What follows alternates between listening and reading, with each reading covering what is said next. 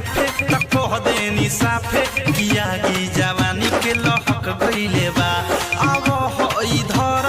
कुछौ त कर ई मनवा ये राजा बहक गइले बा उलकले जे हाफे त कह देनी साफे किया की जवानी के लहक गइले बा अब हो इधर कुछौ त कर ई मनवा ये राजा बहक गइले बा।